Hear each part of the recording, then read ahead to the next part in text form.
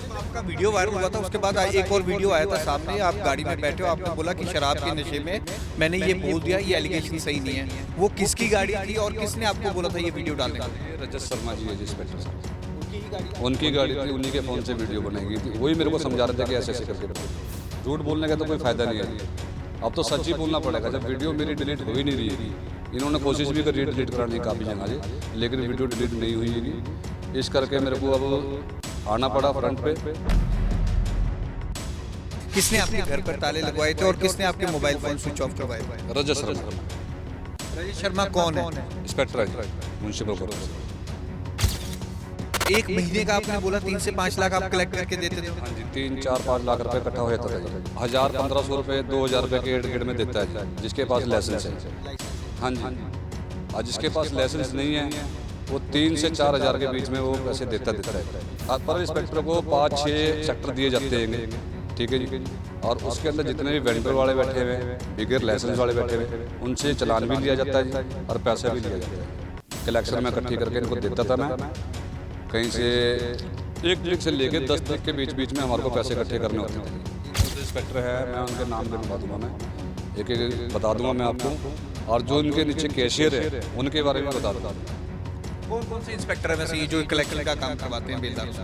देखो जी, पहले नंबर पर तो जता गया, ठीक है। फिर रवि इंस्पेक्टर है जी, साहिल पोल्ला है जी, दीपक है जी, और अपना राजेश गब्बर है जी, वेद प्रकाश है जी, निर्मल सिंह है जी, रतन सिंह। ये इंस्पेक्टर मैक्सिमम कराते हैं जी अपने वर्करों से पैसा इकट्ठा। इनके लेबर वाले भी है जी। रवि का अगर मैं चंद्रशेखर नाम का लड़का है, 7 लड़कों का वैसे मैंने पहले नाम ले रखा है, ठीक है नहीं। और भी 1-2 आएंगे जी, मैं वो पता लग जाएगा आपको धीरे धीरे। चंडीगढ़ नगर निगम पर करप्शन के आरोप लगे थे इन्फोर्समेंट विंग में। ये वीडियो वायरल हुआ था विकास का, और वो विकास हमारे साथ हैं आज। उनके साथ शास्त्री मार्केट के प्रधान मुकेश गोयल भी हैं। आज विकास 12 तारीख को वो वीडियो वायरल हुआ था, उसके बाद आज मीडिया के सामने आए हैं और उन्होंने आरोप लगाए हैं कि जो भी उन्होंने आरोप उस वीडियो में लगाए थे वो सब सही थे और उनसे प्रेशर में वापस लिए गए, उनसे लिखित में लिखाया गया। हमारे साथ हैं, खास बातचीत करते हैं। मुकेश जी, सबसे पहले ये बताएं कि आज विकास 12 तारीख के बाद आज आए हैं और आप इनको लेकर आए हैं मीडिया के सामने। क्या ये कोई साजिश है कि आप सामने लेकर आए हैं? और जिस तरह के एलिगेशन इन्होंने लगाए, इन्होंने बोला मेरी जो एलिगेशन थे वो बिल्कुल ठीक थे। सबसे पहले तो आपके चैनल का बहुत बहुत धन्यवाद। आपने हमें बुलाया और इसका खुलासा करने के लिए कहा। विकास से मेरी कोई बहुत ज़्यादा जान पहचान नहीं थी, तो मैं पिछले 1 साल से इस पे काम कर रहा था कि जो ये इलीगल वेंडर्स का जो नेक्सस है, ये चंडीगढ़ का सबसे बड़ा स्कैम है और इसके ऊपर कार्रवाई की जाए। लेकिन बात वहीं आगे ख़त्म हो जाती थी कि प्रूफ क्या है, और भगवान के घर देर है अंधेर नहीं है। तो मैं इसको शाबाशी देता हूँ कि इसने चाहे लड़ाई झगड़े के कारण या किसी कारण से भी इस चीज़ का खुलासा किया। और मैं, आपने भी इनका इंटरव्यू देखा है, मैंने भी देखा है, मैं इनकी एक एक बात से संतुष्ट हूँ। और अगर इसकी सही निष्पक्ष जांच की जाए तो ये सारे खुलासे होंगे और इसके अंदर से और बड़े खुलासे होंगे। सिर्फ ये पैसे के लेन देन तक सीमित नहीं है। ये जो टाउन वेंडिंग कमेटी है, जिस दिन से 2016 से हमारी टाउन वेंडिंग कमेटी चंडीगढ़ में इम्प्लीमेंट हुई है, ये इसकी जो नींव है वही करप्शन के बेस पे रखी गई है। तो अगर कोई भी जांच एजेंसी इसकी जांच करती है और जड़ से जांच करती है तो इसके अंदर और बड़े बड़े खुलासे होंगे। विकास, सबसे बड़ी बात, 12 तारीख को ये वीडियो आपने डाला था, फेसबुक पे डाला था और उसके बाद से आप गायब थे। आज 16 तारीख है, आज आप सामने आए हैं, ऐसा क्यों? सर, मेरे को बोला गया था कि भाई आप चंडीगढ़ छोड़ दो। 12 दिन की मेरी इंस्पेक्टर ने छुट्टी लिखवाई थी कि भाई तू यहाँ से चंडीगढ़ छोड़ के चले जा थोड़े दिन, जब तक माहौल ठंडा नहीं होता है। लेकिन मेरी वीडियो लगातार पर डे के हिसाब से वायरल होती जा रही थी। उसके अकॉर्डिंग मैंने देखा कि कोई अब झूठ बोलने का तो कोई फ़ायदा नहीं है जी। अब तो सच ही बोलना पड़ेगा। जब वीडियो मेरी डिलीट हो ही नहीं रही है, इन्होंने कोशिश भी करी डिलीट कराने की काफ़ी जगह से, लेकिन वीडियो डिलीट नहीं हुई है। इस करके मेरे को अब आना पड़ा फ्रंट पे, क्योंकि कई दिन से इन्होंने मेरा फ़ोन नंबर भी बंद करवाया हुआ था, सिम भी बंद करवाया हुआ था, घर के ताले भी लगवाए हुए थे, ठीक है जी। अब मेरे घर पे मेरी बात हुई है मेरी फैमिली से, मेरी वाइफ से, मेरे बच्चों से। उन्होंने खुद बोला है कि भी देखो झूठ बोलने से कोई फ़ायदा नहीं है, गलती आप ही की लिखड़ेगी अगर आप झूठ बोलते हो। आपकी विकास, मुझे ये बताओ कौन बोल रहा था आपको कि आप चंडीगढ़ छोड़ के चले जाओ, और किसने आपकी छुट्टी सेक्शन करवाई थी, किसने आपके घर पर ताले लगवाए थे और किसने आपके मोबाइल फ़ोन स्विच ऑफ करवाए थे? रजत शर्मा जी ने। राजेश शर्मा कौन है? इंस्पेक्टर है जी म्यूनसिपल कॉर्पोरेशन में। आप कितने सालों से उनके साथ काम कर रहे थे?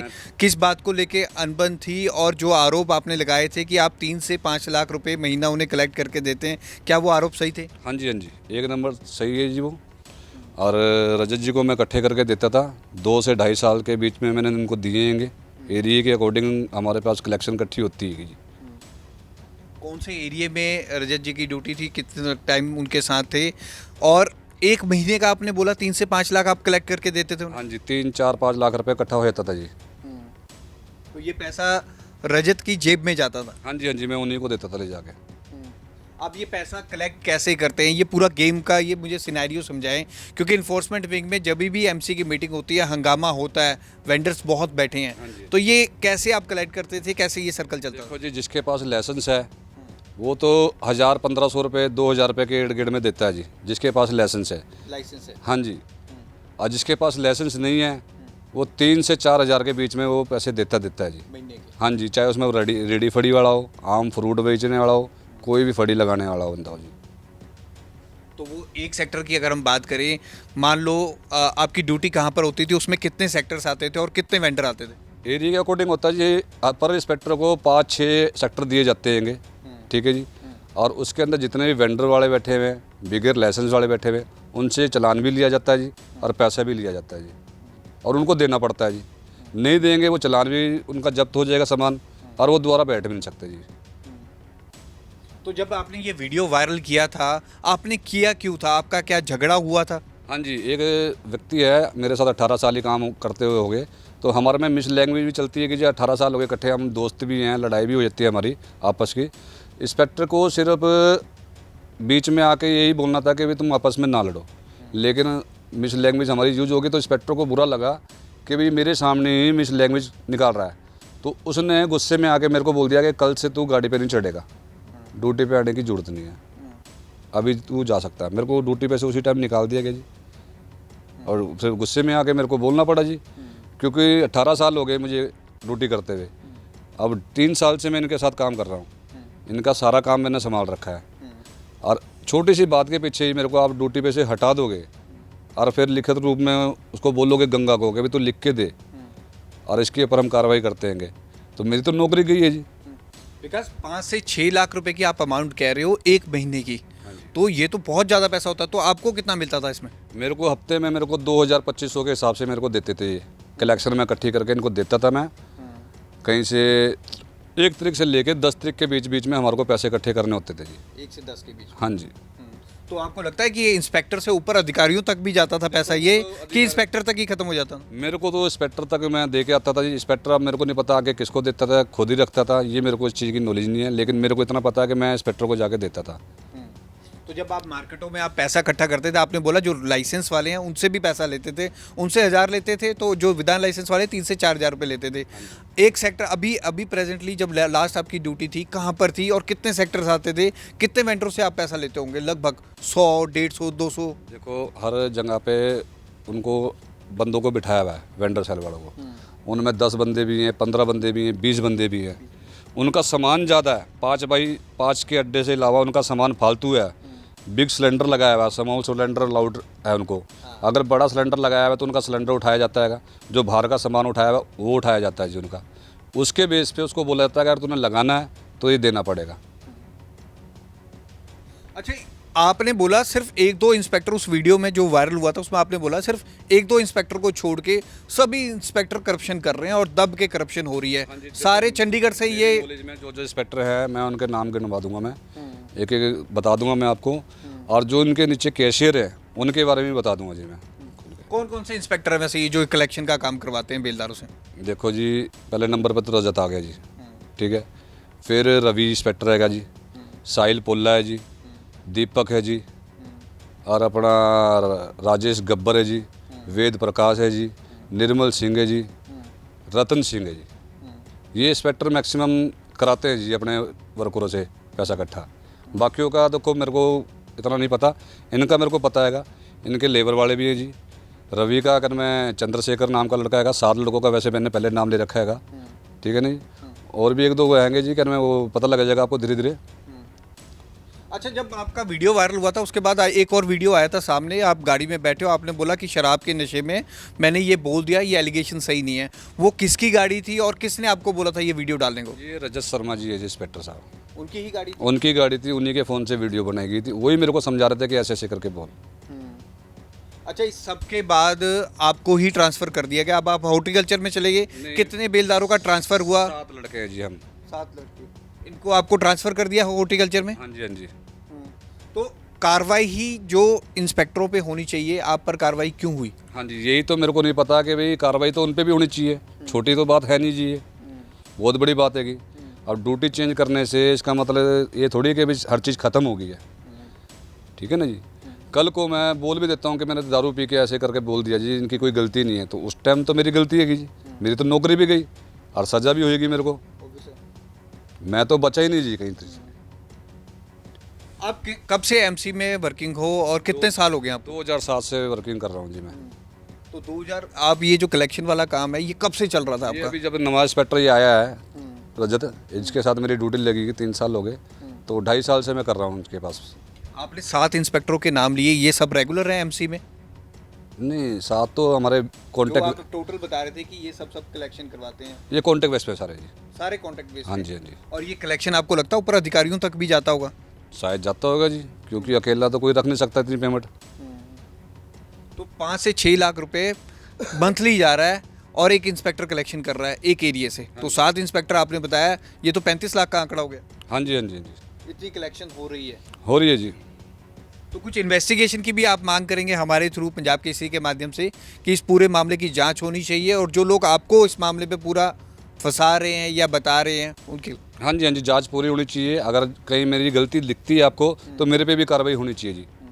कुछ कहना चाहेंगे कमिश्नर साहब को हमारे माध्यम से? हाँ जी, कमिश्नर साहब को यही कहना चाहूँगा, सर आपसे छोटी सी रिक्वेस्ट है हाथ जोड़ के, हम जितने भी वर्कर हैं हमारे को नौकरी से ना निकाला जाए, क्योंकि हमारी कोई गलती नहीं है। अफसर हमारे पे दबाव दे के काम लेते हैं जी, हमें करना पड़ता है जी। हम ना करते हैं तो वो कहते हैं हम लिख के दे देंगे आपके बारे में, आपको नौकरी से निकाल दिया जाएगा, आपको कोई दोबारा डिपार्टमेंट में रखेगा नहीं जी।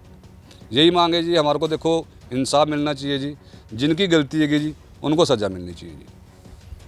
मुकेश गोयल जी, बड़े एलिगेशन है एमसी के इंस्पेक्टर पे, 7 इंस्पेक्टर हुए, इन्होंने टिप्स में नाम गिनाया है, 5 लाख रुपए महीना ये कलेक्ट करते हैं, तो ये ऊपर तक जाता होगा। और ये इतना बड़ा करप्शन का अड्डा एमसी बना हुआ है आज की डेट में, कौन कर रहा है ये?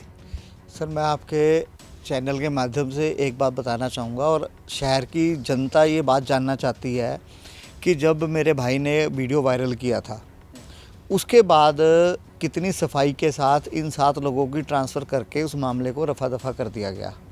तो ये अपने आप में एमसी के ऊपर बहुत बड़ा एलिगेशन है, क्योंकि अगर कोई छोटी सी भी चीज़ होती है तो उसकी इंक्वायरी खुल जाती है, और इसमें तो ऐसे कर दिया जैसे कुछ हुआ ही नहीं। और मैंने इसकी कंप्लेंट भी डाली है अपने माध्यम से इंडिविजुअली, क्योंकि मैं वेंडरों के ख़िलाफ़ नहीं हूँ, लेकिन मुझे ये पता है कि इसके अंदर बहुत बड़ा नेक्सस है और ये इसकी जड़ें बहुत गहरी हो चुकी हैं और इतना पैसा है कि ये इतनी जल्दी से सेटअप होने वाला नहीं है। क्योंकि जहाँ पे आप सोचो कि अभी ये मेरा भाई 5-6 लाख रुपए बता रहा है, तो ये वो एरिया है जो जहाँ पे मेरा ये भाई काम कर रहा था। अगर आप 19 सेक्टर, 22 सेक्टर, 41 सेक्टर जहाँ मेन मार्केट्स हैं, अगर वहाँ की कलेक्शन सोचोगे तो ऑलमोस्ट 2 या 3 गुना है, ठीक है। तो आप आइडिया लगा सकते हो भी कितना पैसा इकट्ठा होता है और आप क्या कर सकते हो। मेरे इतना हल्ला करने के बाद, कंप्लेंट्स करने के बाद आज तक कोई इंक्वायरी नहीं हुई। उसको यही कह के दबा दिया जाता था कि प्रूफ क्या है। अरे सिंपल सा लॉजिक है कि आपने टाउन वेंडिंग जोन बनाए हुए हैं, जोन के बाहर जो बंदे बैठे हैं वो विदाउट इन्फोर्समेंट इंस्पेक्टर या ऑफिशियल्स की कंसेंट के बिना नहीं बैठ सकते। अगर एक दुकानदार, अगर आज मैं आवाज़ उठाता हूँ, आज अब मैंने भाई के साथ खड़ा हुआ हूँ और प्रेस कॉन्फ्रेंस भी की है, मुझे पता है ये हम दुकानदारों को तंग करेंगे, सारे इंस्पेक्टर्स हमारे खिलाफ़ हो जाएंगे और इनका सारा गुस्सा, सारा नजला हमारे दुकानदारों पे गिरना है। और इनसे अगर कुछ पूछो तो जी हमने इतना रेवेन्यू जनरेट कर दिया। भी तुम एक दुकानदार के दिन में 25-30 चालान काट रहे हो, ठीक है, वेंडरों से पैसे इकट्ठे कर रहे हो, तुम तो सरकार की आंखों में धूल झोंक रहे हो। और मैं हमेशा कहता आया हूँ कि जितने भी सीनियर ऑफिसर्स हैं, जब तक वो ज़मीनी हकीकत नहीं जानेंगे इसका इलाज नहीं हो सकता। अभी मैं आपको एक और सूचना देता हूँ आपके माध्यम से। अभी हमारे कमिश्नर साहब आए थे, ये बहुत इन्होंने मेहनत की, ठीक है, लेकिन सिस्टम ही इतना करप्ट है, वो किस किस को देखें, जो उनसे डिपार्टमेंट में हाथ डालते हैं वहीं पे स्कैम निकलाता है। तो अब इन्होंने दोबारा सर्वे करवाने का मुहिम छेड़ी थी, जो कि एक्ट के अंदर भी है कि हर 5 साल बाद सर्वे होना चाहिए। अब सर्वे में क्या हुआ है कि जो मेरी नॉलेज में है, सेक्टर 41 के अंदर मिस्टर वेद प्रकाश जी सर्वे कर रहे हैं, ठीक है। वो क्या करते हैं, मार्केट में जाते हैं, वहाँ सो कॉल्ड प्रधान है नवीन चावला, वो सर्वे करवाता है, वो उनको कुर्सी देता है, वो बैठते हैं, ये राम प्रकाश है, हाँ जी इसकी फ़ोटो खींचो, वो आइडेंटिफाई करो वो राम प्रकाश है भी कि नहीं, और अगर इसकी तय से जांच होगी तो मैं आपको दिखाऊंगा इसके अंदर जाली आधार कार्ड मिलेंगे आपको लोगों के।